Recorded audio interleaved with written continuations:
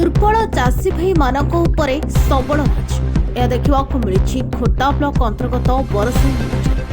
आपत्ति अभियोग कले शुणा कहीं सरकार चाषी मानक सकाशे विभिन्न अत्याधुनिक सरंजाम मान रिहाती मूल्य जोगाई आसुथिबा बेले चाषी मेरुदंड जेपरी सड़क एवं तार चेहरार हस फुटिब दस चाषी हसिले दुनिया हसिब किंतु तार विपरीत दृश्य देखा मिली बरसाई चाषी निज बिलरे प्रवेश कर नपारी हतातार हुई जिला प्रशासक समस्त अधिकारी वृंद को काकुति मिनती करने सह अभियोग पर अभियोग कर आसुथिले मध्य शेषरे निराश आईन आश्रय देखा मिलता प्रकाश जे चाषी माने जेपरी निज चाष जमी को जाई न पारिबे सेथिपाई सबल व्यक्ति बोलाउथिबा उक्त व्यक्ति मध्य संपूर्ण इलाका को तारबाड़ कर रखिथिबा देखा मिली विवरणी प्रकाश उक्त व्यक्ति जनक सरकारी जमी काजू कॉर्पोरेशन जमी सर्पमोट 32/33 एकर जमी संपूर्ण अख्तियार कर रखिथिबा प्रतिवाद रे समस्त चाषी भाई माने एकत्रित होई सांबादिक सम्मेलन रे प्रकाश करथिले। खोर्धार सैयदलियक तालिका रिपोर्ट आवाज ओडिशा।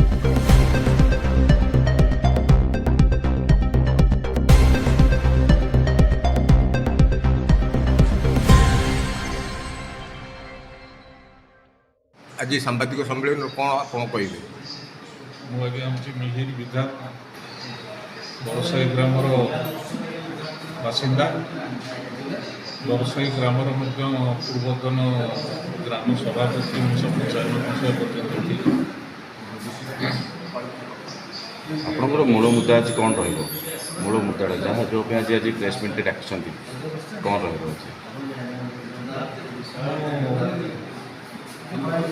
जितेबले ग्राम को जाए से देखिली ग्रामर दक्षिण पूर्व जो गुण अच्छी गाँव में पाठखाला बोली कहते आम बापा जेजेबापा बुझी पाठखाला माने जो गोरु गाई सब जाती चरवाई से गोटे पाठ थाए से बधा करती माने शुअती से जगार चरती से जगह टी घास सुलभ जगह तेणु पाठखाला कहुए जो अंचल बरसाई एवं चांदपुर किसी चाषी चाष जमी अच्छी किंतु एबे जतबले आमे गाँ को जाऊँ देखुचु गाँव से अंचल जोटा बाड़बंदी होती तार पूर्व उत्तर एवं पश्चिम भाग ताकू मध्य सरकारी जमी दखल करा जाइछि जे पूर्व खणी थिला ओडिया थिला काजू जंगल थिला से जमी दखल होइछि जहाँकि से पड़िया पिला खेलुथिला तेणु प्राय 7 एकड़ ऊर्ध्व जमी से दखल रे अछि जेतेबेले हमर सान भाई विद्युत भाई ए प्रकार पदक्षेप नहीं शुणिली मुझे सब कथा बुझिली साथी दवापाई मुझे मनस्थ कर जो गाँ चिराचरित भाव से जमी जंगल आउ जल को निर्भर करी ग्रामवासी माने चलती तांकर जमी आज जबरदखल रे तांकर जंगल भी आज जबरदखल यह अति अन्याय कथा सरकार ए सब जबरदखलकारी मानकर ये कार्यर स्थाणु पलटि सरकारी कल से क्षोभ प्रकाश करुँच आपण मान माध्यम विनम्र अनुरोध करुच्ची जे जबरदखल ये सब मुक्त करी पुणी सर्वसाधारण से जमी फेरस्त दि जाए सर्वसाधारण खाता को सी जाऊ एवं दखल मुक्त करा जाए जबरदखल कर। थैंक यू कौन आपन परिचय मो ना विजय कुमार साहू मो घर चांदपुर आमर आज्ञा जमी सब बरसाई मौजारे तेणु जड़े धनीशील व्यक्ति आसी किसी जमी 2 आण 3 आण खंडे किणी एंटा तार बाड़ बुले सरकारी जगह एवं प्राइवेट जगह सबुतक जमी आम बुले आज 3-4 वर्ष है आम हैरान करें से जमी भितर को जापारनु ଏବଂ ଯେଉଁ ତାର ବାଡ଼ ବୁଲେଇଛି ତା ଭିତରେ ବି କରେଣ୍ଟ ବଡ଼ ବଡ଼ କୁକୁର ଏସବୁ ପ୍ରକାର କିଛି ଆମେ ବାଡ଼ ପାଖକୁ ଆଜ୍ଞା ଯାଇପାରୁନୁ। ସେ ଆମ ବହୁତ ଧମକ ବହୁତ ଆମ ଚାଷୀମାନଙ୍କୁ କେସ୍ କରି 144 ବିଭିନ୍ନ ପ୍ରକାର କେସ୍ରେ ପକେଇ ବିକଳିତ କରିଛି। ତେଣୁ ଆମକୁ ଆମେ ଯେତେବେଳେ ଏସବୁ ଜାଣିଲା ପରେ ଆମେ କଲୁ ନିକଟସ୍ଥ ଆର୍ଆଇ ଏବଂ ତହସିଲଦାର କଲେକ୍ଟର ସମସ୍ତଙ୍କୁ ଜଣେଇଲୁ। ଏହି ଆଜ୍ଞା ଆମ କଥା ଶୁଣୁନା ଏହି ଅବସ୍ଥାରେ ଅଛୁ। ଆମେ ପିଲାମାନେ ହଇରାଣ, ଚାଷ ଆମେ କରିପାରୁନୁ, କ୍ଷେତ୍ରରେ ଯାଇପାରୁନୁ, ଏଭଳିଆ ଅବସ୍ଥାରେ ଆମେ ରହିଲା ଗ୍ରାମ ଚାଲକୁ ଆମର କିଛି ବରଷ ମଧ୍ୟରେ ଆମର ଜମି ଅଛି। ତାକୁ ଜଣେ ଅସାମାଜିକ ବ୍ୟକ୍ତି ସେଠୁ 2 ଜଣଙ୍କ ଠାରୁ 3 ମାଣ ଜମି କିଣିଲା ପରେ ଅବଶିଷ୍ଟ ଆମେ ଯେତେବେଳେ ଚାଷୀ ଅଛୁ 17 ଘର ଚାଷୀଙ୍କର 14 ଏକର ଜମି ତାକୁ ଘେରାବନ୍ଦିକି ରଖୁଛି। ସେ ଲୋକ ପୋଲିସର ଧମକ ଦେଉଛି, ପ୍ରଶାସନକୁ ଅକ୍ତିଆର ଭିତରେ ରଖି ପ୍ରଶାସନକୁ ପଇସା ପତ୍ର ଦେଇ ଆମକୁ ଭୟଭୀତ କରାଉଛି। ଯାହାଫଳରେ ଆମେ ଚାଷୀ ଭାଇମାନେ ସେଠିକି ପ୍ରବେଶ କରିପାରୁନୁ। 4 ବର୍ଷ ହେଲା ଚାଷ ଜମି ଆମର ପଡ଼ିଆ ପଡ଼ିଛି, ଆମେ ଚାଷ କରିପାରୁନୁ କି କିଛି ଅମଳ ଧାନ କରିପାରୁନୁ। ବର୍ତ୍ତମାନ ତା ପାଇଁ ଆମେ ବହୁତ କ୍ଷତି ସହିଛୁ। ଏ କ୍ଷତି ପାଇଁ ଏ ଲୋକ ଏତେ ବଡ଼ ଦୁର୍ଦାନ୍ତ ଲୋକ, ଏ ବହୁତ ପ୍ରତିପତ୍ତି ଲୋକ,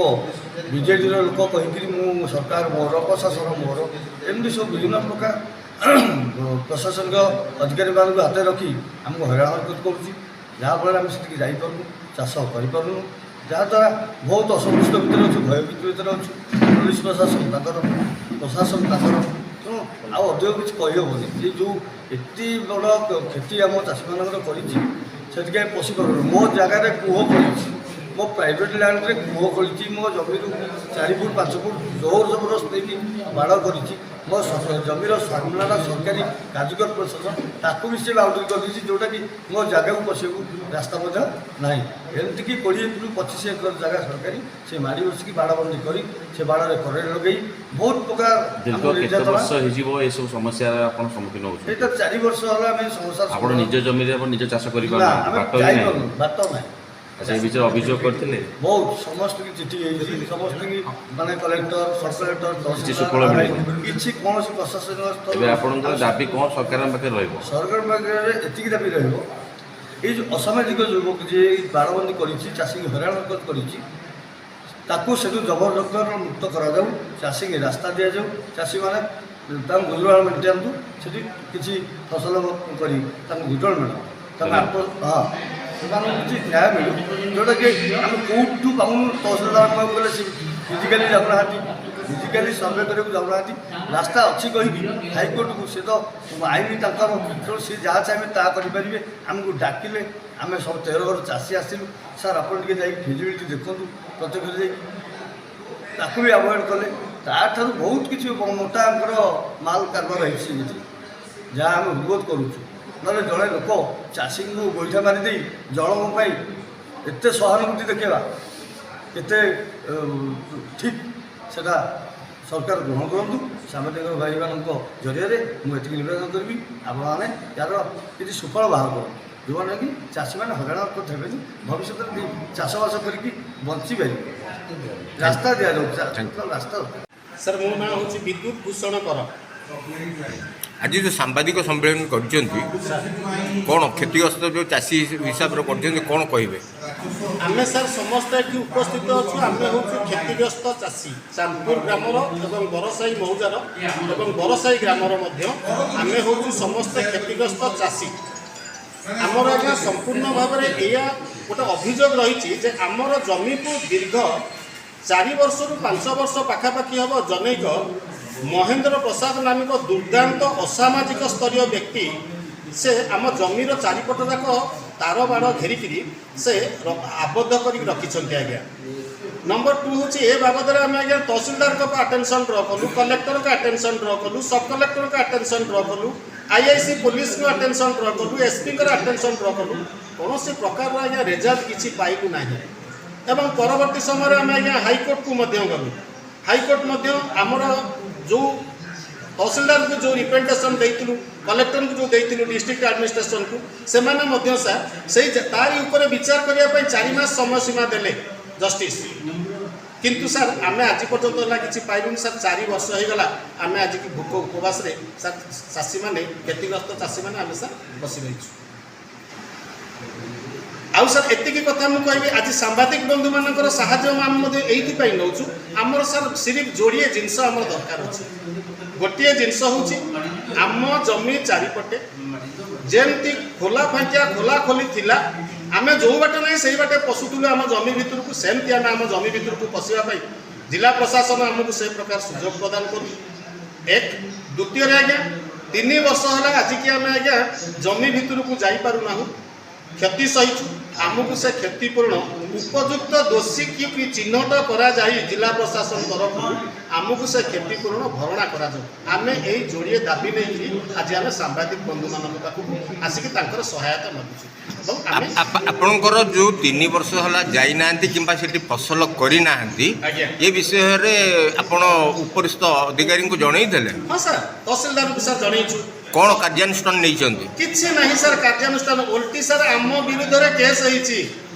तहसिलदार सब कलेक्टर कलेक्टर एमानकु सर जनइबा परे आमे माने निरापद कि आमे माने न्याय पाइबा परिवर्ते आमे सर चोरी केस रे सम्मुखीन होई हाईकोर्ट रु बेल रे आसीचु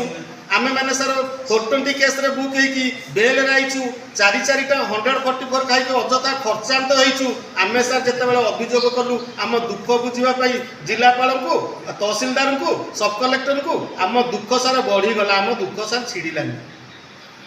खाली मोर नुहे सर ये समस्त चाषी मानक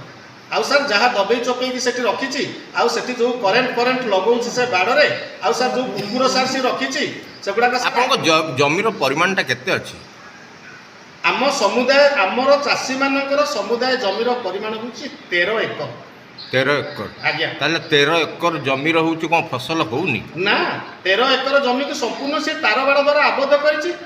जमी भितर को जीवा आज्ञा बाट नहीं किंतु सर तहसिलदार एवं निकट अतीत हाईकोर्ट रे लेखिकी देइछन्ती तहसिलदार खोर्धा जे जमी भितर को जीवा को रास्ता अच्छी आमे मध्य सैया को सर जते हाईकोर्ट रो आमे कॉपी मजे कि जते आमे आरआई पाइगिति कि जनइलु जे आपण तो इनक्वारी ऑफिसर हिसाब रे जाइथिले से जगह को आपण तो लिखिछन्ती गोटे जमी की जीवा को रास्ता अच्छी तो दया करी हमको टिके सांगरे नै कि देखांतु उत्तर थिला आज्ञा सार कहिले आमे जीवु मु पचारली आपण को सार किए से जी कि आप कहले जीवे ना सार बोली कहले तहसिलदार खोर्धा मुझे कौन तहसिलदार खोर्धा आम गरीब क्षतिग्रस्त चाषी मान कौन अधिका ओजनदार हो गले ना आज्ञा मुझे कहली वर्ष शेष को खंजना पाऊँ से जमीर दौची किए से मु आरआई की बाबद प्रश्न पचारि आरआई मत कही सर चाकरी करते आप जानी था तेणु मु सर गोटे गरीब छोटिया चाकरी आज्ञा कौन करी सर तेणु मोर जहाँ अनुमान आज्ञा मु सांबादिक बंधु मान आगे संपूर्ण सत्य कहवाक जाऊँगी there is a nexus in between the district administration with that Mahendra Prasad जे जबरदखलकारी गोटे भल नेक्सस अच्छे जहाँ फल कि आज्ञा आम आज खाइबा पाऊनु एवं आउ किछि दिन पर आज्ञा यार रूप पूरा उग्र रूप नब आज सांबादिक सम्मेलन आरंभ है यार परवर्ती समय निजे आज्ञा आईन को हाथ को नबू बुलडोजर जेसीबी निजे चलैकी से बाड़ भांगू जदि जिला प्रशासन ताकू उच्छेद न करे यहीटा हूँ आज्ञा आम फाइनाल आज तार अयम आरंभ है आम गणमाध्यम को आसी नथिलु गोटे सर्टन डिफिकल्टी आम थिला जो टेक्निकल पॉइंट रे आम सक्सीड कला परे आम आज आज्ञा गणमाध्यम को आसीचु एवं यार परवर्ती पर्याय आईन को किपरि हाथ को जदि जिला प्रशासन पुलिस प्रशासन डिस्ट्रिक्ट खोर्धा डिस्ट्रिक्ट ब्रोक दी पुलिस प्रशासन एवं डिस्ट्रिक्ट एडमिनिस्ट्रेशन जदि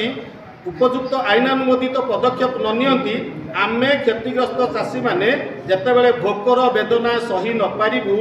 आमे से एरिया रे 32-33 एकर चाष जमी सहित सरकारी जमी बरसाई ग्रामर सरकारी जमी एवं काजू कॉर्पोरेशन रो जमी जो